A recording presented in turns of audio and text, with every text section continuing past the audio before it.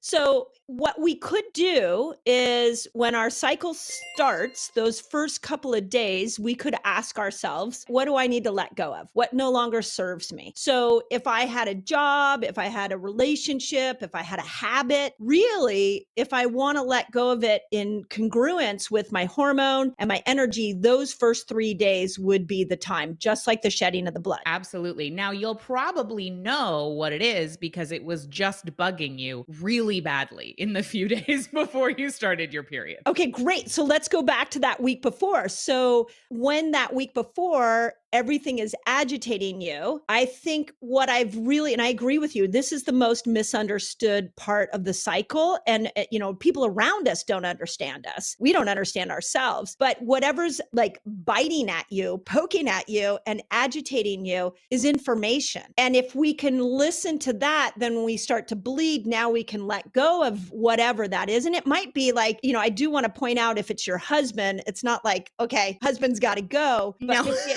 maybe it's the thought pattern around Yeah. your husband that needs to Or go. or a way of communication that's Mm, not working for you, or it could be a habit around your marriage that's not working for you. So yeah, it's definitely like, yeah, I mean, my children irritate me during that time, but I'm not like getting rid of my children.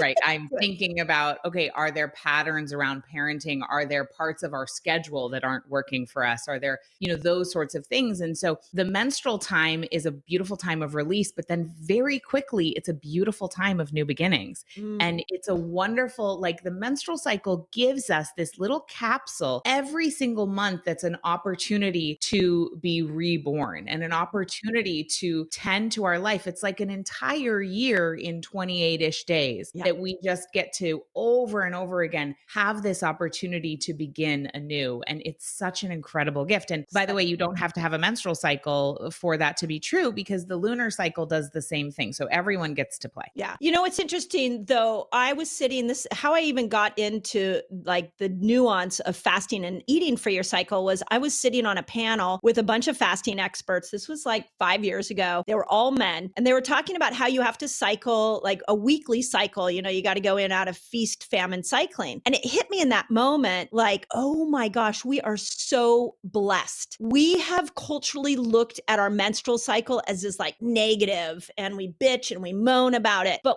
in that moment, it was like a lightning bolt hit my head. And I was like, all women have to do is think about timing food and fasting to a cycle they've already been given. They don't have to come up with another cycle like men do. And you're right. They could go do the lunar cycle for the men. But what I don't want women to lose the gift. Oh my God. Stop bitching about it. It's a gift. It's such a gift. And the same thing applies. So whether it's your fasting and food or whether it's your productivity, I had a very similar moment in 2016 where I was like, wait a second, my body is doing this thing anyway. And it's like the greatest time management system of all time. Why would if this is good enough for the earth to follow to create all life, perhaps it might be good enough for me and my business.